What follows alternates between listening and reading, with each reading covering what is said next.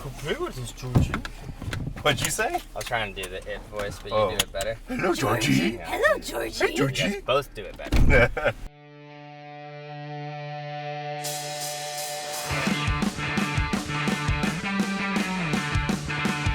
So we're going to go see It Chapter 2. Those. My name's Colton Clements. Your name's Sam Goodwin. I'm Katie Adkins. You're Katie. Katie, you have a podcast where you discuss spooky, creepy things, yeah? Yes. Yes, I do. And it's funny that, we're going to go see this movie because I was literally discussing with Kelly earlier this week about having a clown-themed episode. And Kelly told me she found some stories about some, creepy dudes who would dress as clowns in the woods and, lure kids away and, crap like that, which is basically it. What a nice boat. Do you want it back? So, I didn't think the first It movie was particularly scary at all. It was just a good time, yeah. I really enjoyed it. It was kind of like Diet Stranger Things, Diet Stranger Things. Yeah. Finn or Flynn. Finn Wolfhard. Flynn, yeah, Is that his whatever real his name is. Yeah.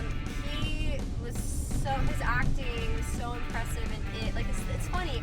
He's good in Stranger Things, but I didn't really realize just how talented of an actor he was until I saw It, where I was like, this kid's hysterical. Oh, I'd shit. watch him do anything. It was the best version that movie could have been for being 2 hours long.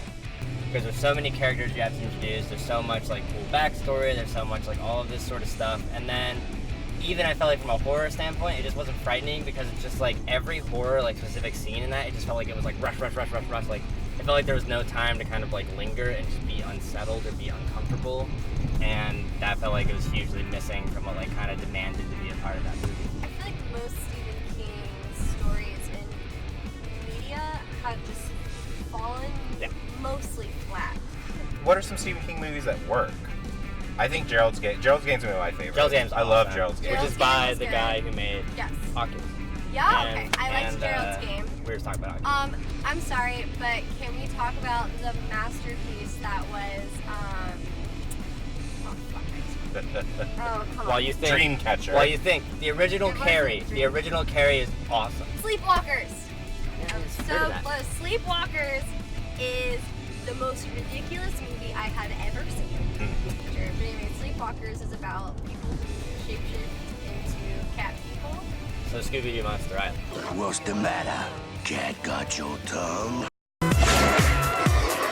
Well, we're big Sounds fans great. of cats on the show. I mean, we're always saying representation catters. Representation of cats. So, Yeah, Sleepwalkers is top tier. So with the exception of Sleepwalkers, which sounds brilliant, why don't we think Stephen King movies work on the screen? Because the premises are ridiculous, and I also feel like a lot of his writing is what's going on in their heads, and we don't see that as well on screen.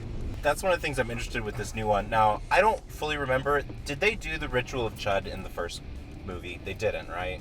I remember them being as long as they hold hands and stay together and aren't scared, then they can get rid of him. They had to not They had be to scared Take that power from them. in Yeah. order to defeat him because his power was based off of their fear.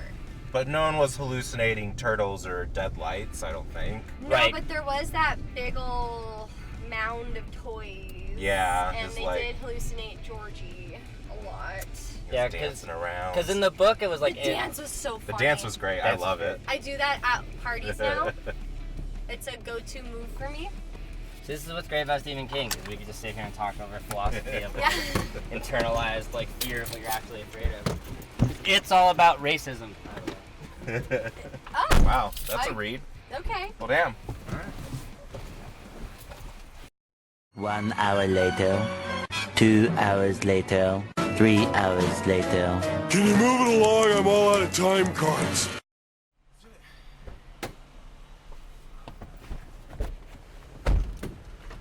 Oh, Like, boy. and here's 6 hours later. Oh my god. Did you run that? Yeah.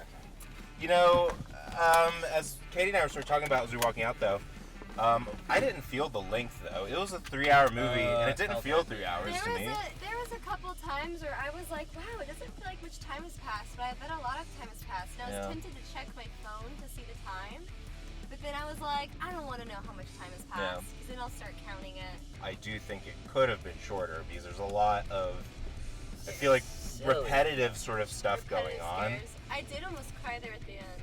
Seeing how far the characters had come since they were children, like, I personally really felt their development, and like, I'm kind of like a sucker for nostalgia.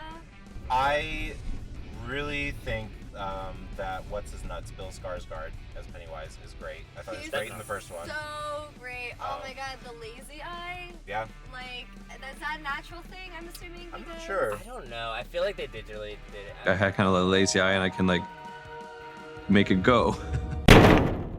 His performance is always so like he's really putting his all into it. He's always so unsettling, and anytime he's on screen, I love it. I didn't think there was enough of him in this movie, actually. Yeah, it was really funny. I mean, that's the thing I love about like Pennywise, as you can tell as he's playing the character, he like thinks he's funny. Mm-hmm. I guess if there was one part of the movie, I would say that I was like, okay, maybe we could speed it up. Was again, like you said, towards the ending there, like the final showdown. Yeah. Like that dragged on a little bit. Yeah, I agree. It could have been sped up more. Yeah, Sam, you the last just half kept hour of being the movie, you were just oh like, my god.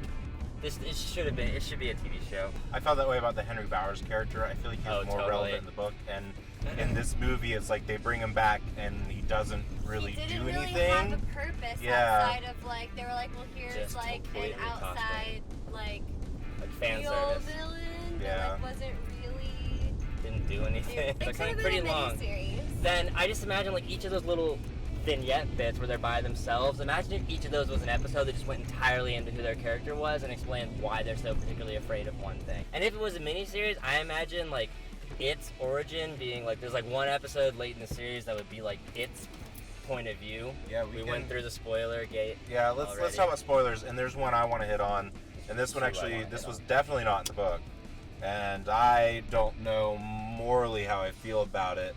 But at the end, they decide to fucking 13 Reasons Why. That's so fucked up. Stanley's death.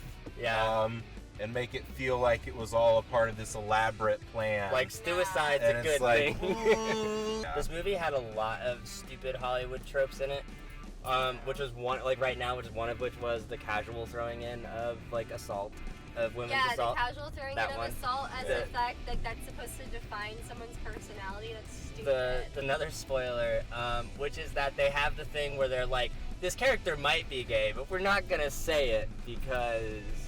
Which was Richie, because like they don't but they didn't say it, and that's like I'm so sick. I'm like, just don't try to like make your movie get bravery points by like skirting around it and then never actually like make it a consequential part of the character or like a stated part of the character. With a movie like that, like it just gets to a point where there's just too many characters. That's how I was feeling in that section of them all going up their tokens. It took me a long time to decipher which white man belonged to which white boy. Yeah. Definitely. Like the whole time I was like, who's that? What's his name again? Part of my problem with the movie is part of the thing that appealed to me so much in that first one is the chemistry in the kids was so great. I don't feel like that chemistry was really there. The kids was so good. Maybe I'm crazy, but all I could notice with a lot of the kids scenes was specifically for Finn Wolfhard and for the kid who played Ben. They did digital de-aging on these kids because they'd gotten older. And I noticed it for a fact with Finn because his voice was very clearly digitally manipulated to make it higher. I didn't notice that. It's all I could hear every time he talked. It was driving me crazy. I noticed his big googly eye. Yeah, I would. I think like a TV series, like that would be 27 years from now. That's what we'll get. Well, I was thinking another one. they should pull a link later and like do it with the kids, and then just like wait 27 years and then fill with the adults, then cut it all. Hi. All right, let's go see movies again sometime. Yeah.